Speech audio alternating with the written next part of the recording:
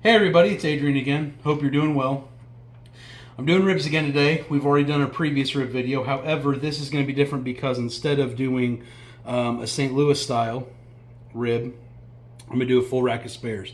And I like spare ribs because we've got this extra belly meat down here, and there's a lot of good meat up here by the sternum of the pig. And then, baby back traditional meaty, very neutral in flavor, will take on anything you give it. And if you want to see how the baby back and the spare sit on the animal, it'd be something like this: shoulder end, loin end. Anyway, I have opened them up. I cleaned them up, dried them off, so we're not going to spend any time taking off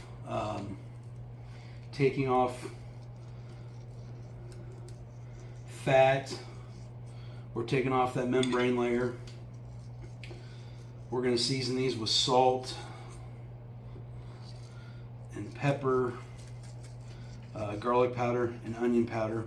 I'm not using a binder today. I will link the other rib video as a card on this one.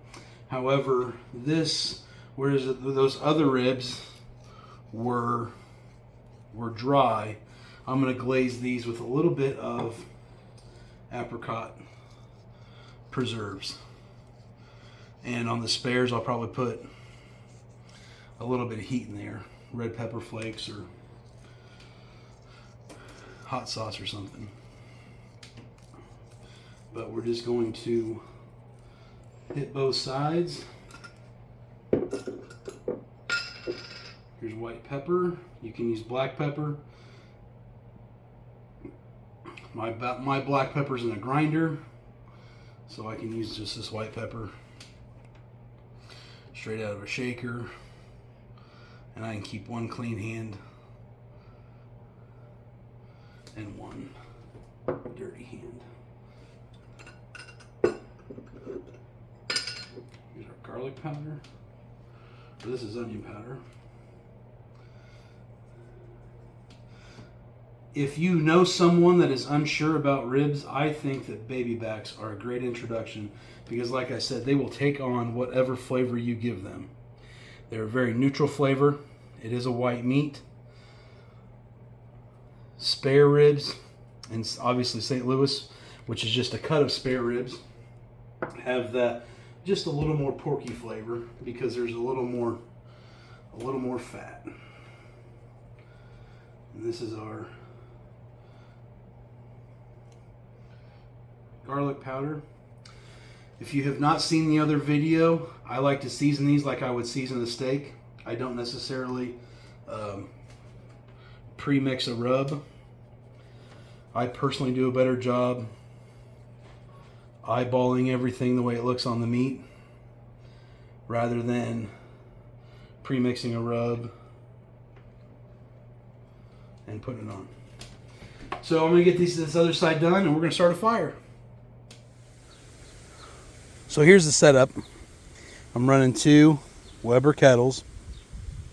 I'll be using Royal Oak lump hardwood charcoal, and I'm going to fill each of these little baskets full of the lump hardwood charcoal, and then I'm going to light. Those are the remnants of my last grill. I'm going to light that, let this burn. When it's good, when the coals are good to go, I'll dump them in each side. I do not, if this is your first time, I do not use probes. I just use this built-in thermometer. I don't care how accurate this is or is not. All I need is to make sure that this dial stays between 350 and 400. That's what I need. And if this stays between 350 and 400 on that dial, and they'll be the same, then we're going to have good ribs in 4 to 5 hours. Okay, so the coals are dumped, ribs are on, vent is open. These are the spare ribs, and coals are dumped, baby backs are on, vent is open. We will probably check back in an hour and a half. And all we're looking to do is keep that dial between 350 and 400. So we're about an hour in. holding steady on temp there. And we're a little high there, but it's okay. These are the baby backs. It's just meat. So if they get done sooner, they get done sooner. That's fine, not a big deal. Obviously, with the spare ribs, they've got some more connective tissue. You've got all those little riblets, and there is fat between the ribs, then the riblets, and then that belly meat that can be rendered out. That makes the texture a little more enjoyable. But we're going to check on these. And I'd say they're looking pretty good. I am not gonna baste or anything. Fire looks good. Temperature's holding good there. Those baby backs look really good. I'm going to have to put some on this fire.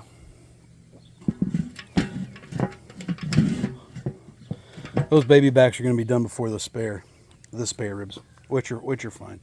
I'm going to put some more fire here, or some more lump hardwood there, and then probably follow up in a half hour.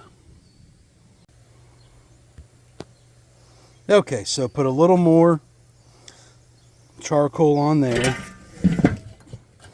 Close that up. And I put a pretty good sized piece of charcoal there.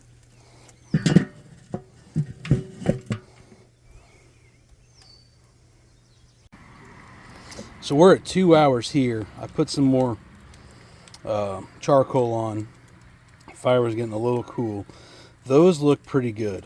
I'm going to say that within the hour, those will be done.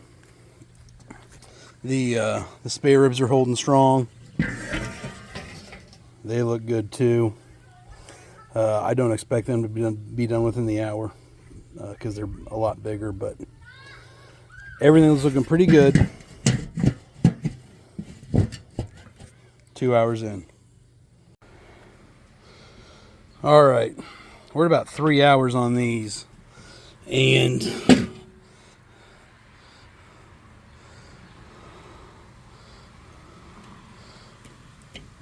I think these baby backs are done. Yeah, they're starting to break. I'd say those baby backs are good. They're done. So I just put some more.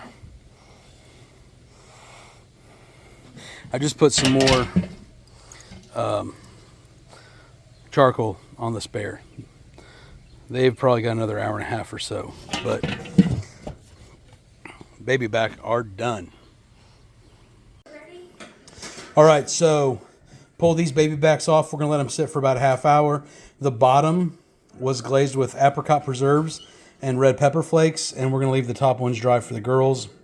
They like store-bought barbecue sauce. They can put them on there. But that's how they look. I'm going to guess that it's going to be another hour and a half or 2 hours for the spare ribs. Those baby back ribs were the best ribs I have ever made.